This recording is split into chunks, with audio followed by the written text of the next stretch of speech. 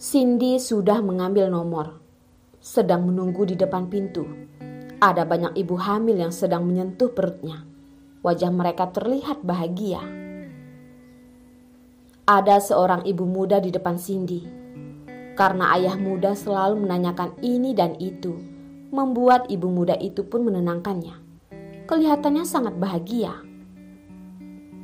Cindy menatap ibu muda itu dan tersenyum. Dia sangat cemburu. Ibu muda itu pun menanyakannya kepada Cindy. "Kamu juga hamil ya?" Cindy terdiam dan menjawab, "Ya, sudah 2 bulan lebih." Dia terlihat bahagia. Ibu muda pun terus berkata banyak hal. Pria itu pun tersenyum. Akhirnya ibu muda itu bertanya, "Kamu datang mengecek ya?" Saat itu wajahnya pun berubah. Tangan kanannya menyentuh perutnya dan memegang nomornya dengan kuat. Anak ini belum sempat melihat dunia ini. Anak ini jika adalah laki-laki pasti akan menurun dari Dion yang pintar dan gagah. Jika perempuan, dia akan mengenakan gaun padanya. Pasti akan kelihatan seperti boneka. Cindy mengingat scan-nya hari itu. Dia masih sangat kecil. Wajah, tangan dan hidung pun belum ada. Namun merasa ada nyawa di tubuhnya. Ini mungkin adalah perasaan seorang ibu. Saat Cindy berada dalam dunianya, dia mendengar ada yang memanggil namanya. Seorang suster. Dia sangat ragu lalu berdiri. "Nyonya, tolong jangan masuk." Tiba-tiba tidak tahu dari mana datangnya seorang pria. Cindy melihatnya dan bertanya, "Siapa kamu?" "Saya adalah bawahan ketua Dion. Nyonya, ketua sedang dalam perjalanan. Tidak peduli Anda melakukan apa, tolong tunggu ketua dan bicarakan padanya." Orang ini, Cindy tidak pernah bertemu dengannya. Namun ketua Dion yang dia katakan pasti adalah Dion.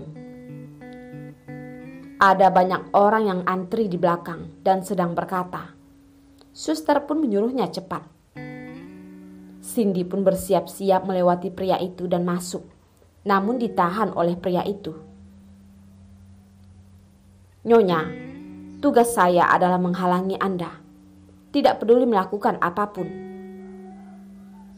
Cindy tahu jika dia tidak bisa melawan 5 pria ini, hanya bisa memandang mereka.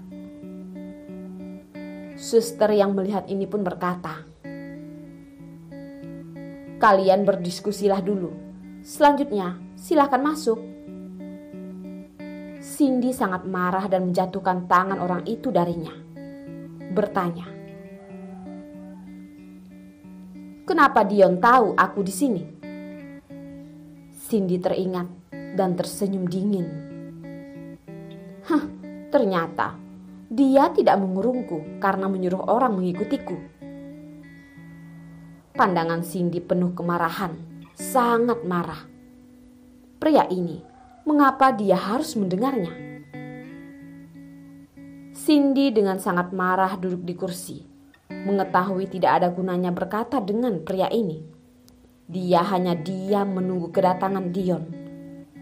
Bukankah Anthony mengatakan, pagi ini Dion akan pergi ke peresmian? Mengapa bisa ke sini?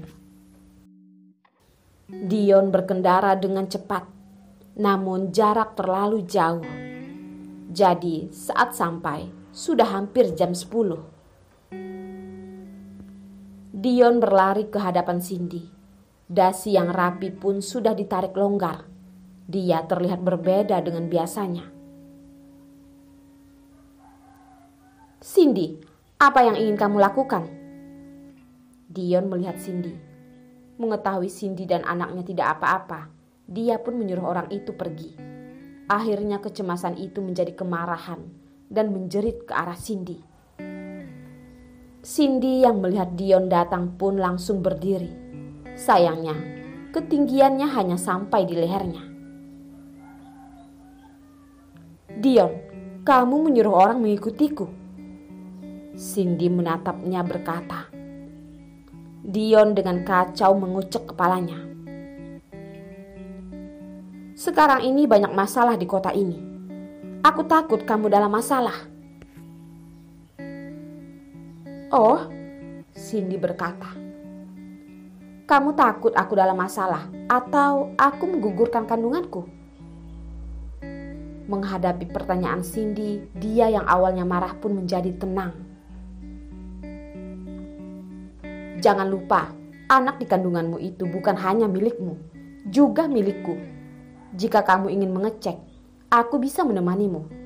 Jika kamu ingin menggugurkannya, paling tidak harus ada persetujuan dariku." Dion berkata. Cindy pun tidak puas. Dia hanya berpikir tentang Dion menyuruh orang mengikutinya. Semua masa lalu terlintas di pikirannya. Saat ini dia merasa sangat membencinya. Mereka berdua karena cinta maka menghasilkan kebencian.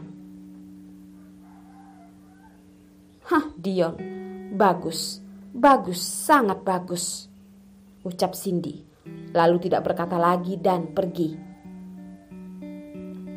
"Aku antar kamu pulang." Dion mengejarnya. Cindy menghentikan langkahnya, melihat sejenak tersenyum dan berkata, "Aku boleh menolak kan?" Satu kata membuat Dion terdiam. Dia terdiam dan tidak bisa mengatakan apapun. Cindy yang melihat Dion terdiam pun terus berjalan. Dion juga mengikutinya. Sepanjang jalan tidak berkata. Dion melihat jam. Sudah jam 10 lebih. Peresmian seharusnya sudah selesai, namun belum menerima telepon. Seharusnya tidak ada masalah. Setelah Dion melihat Cindy aman, dia pun mulai mengkhawatirkan masalah peresmian. Dion mengantar Cindy di depan rumah dan pergi. Cindy melihat rumah yang megah ini seperti penjara. Walaupun tenang namun penuh dengan penderitaan. Saat itu ada ibu Dion yang sedang bermain dengan Tian di ruang tamu.